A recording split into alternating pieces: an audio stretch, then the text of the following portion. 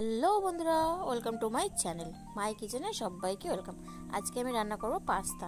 চলো কি কি নিয়েছি তোমাদের দেখিয়ে দিই। এখানে আমি নিয়েছি পেঁয়াজ কুচি আর কাঁচা লঙ্কা কুচি, আর এখানে আমি নিয়ে নিয়েছি পাস্তা।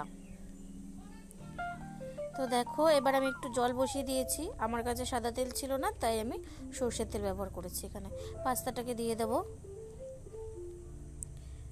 সেদ্ধ হওয়ার জন্য। তো আমি পাস্তাটাকে দিয়ে দিয়েছি। এবার এটা একটু নাড়িয়ে দিচ্ছি। চলো এবার আমি একটা কড়াই বসিয়ে দিই। দেখো, আমি একটা কড়াই বসিয়ে দিয়েছি, তাতে তেল গরম হতে দিয়েছিলাম। এবার আমি এর মধ্যে দিয়ে দিলাম পেঁয়াজ কুচিটা দিয়ে দিলাম। এবার এর মধ্যে আমি দিয়ে দেবো কাঁচা লঙ্কা কুচিটাও দিয়ে দেবো, দিয়ে খুব ভালো করে মিশিয়ে নেব।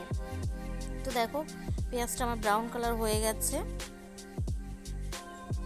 এবার আমি এর মধ্যে সেদ্ধ করে রাখা পাস্তাটাকে দিয়ে দেবো। দিয়ে দিলাম সেদ্ধ করা পাস্তাটা। এবার আমি এটাকে একটুখানি মিশিয়ে নেব। আর আমি আগে থেকেই ডিমটা ভেজে নিয়েছিলাম, যেটা তোমাদের সঙ্গে দেখানো হয়নি। সব ভেজে রাখা ডিমটাকেও আমি এর মধ্যে দিয়ে দেবো। দেখতেই পাচ্ছ, আমি ভেজে রাখা ডিমটাকেও এর মধ্যে দিয়ে দিলাম। এবার এটা খুব ভালোভাবে আমি মিশিয়ে নেব সবগুলোর সঙ্গে। এখানে আমি দিয়ে দেবো এবার পরিমাণ মতন লবণ, আর দিয়ে দেবো আমি এখানে পরিমাণ মতন হলুদ গুঁড়ো। আমার একটু কম মনে হয়েছিল, তাই আমি আরেকটুখানি দিয়ে দিলাম। আর দিয়ে দেব ধনিয়া গুঁড়ো আর একটু লাল লঙ্কার গুঁড়ো। যেহেতু আমি এখানে কাঁচা লঙ্কা দিয়েছি, তাই আমি খুব বেশি একটা লাল লঙ্কার গুঁড়ো দেবো না। হালকা ঝাল হওয়ার জন্য আমি লাল লঙ্কার গুঁড়োটা দিলাম।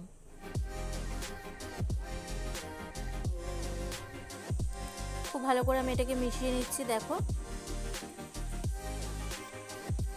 পাস্তা খুব বেশি ভাজতে হয় না, তাহলে শক্ত হয়ে যাবে, পাঁপড়ের মতন খেতে লাগবে।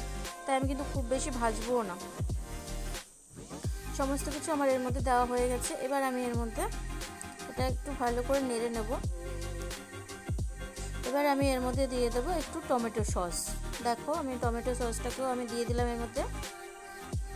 টমেটো সসটা দেওয়ার পরে আমি এটাকে খুব ভালো করে মিশিয়ে নেব টমেটো সসের সঙ্গে, যাতে সসটা সমস্ত পাস্তাটার গায়ে লেগে যায়।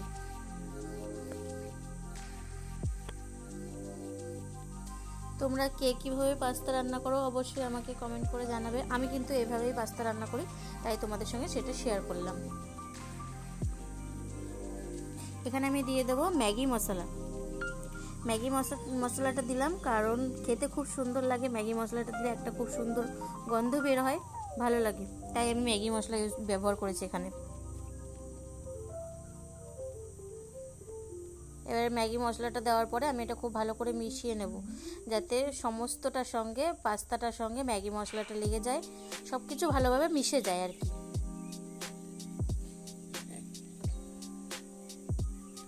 চলো আমি নামিয়ে নিয়ে তারপরে তোমাদের সঙ্গে আবার আসছি। ফাইনালি কিন্তু আমার রেডি হয়ে গেছে পাস্তা।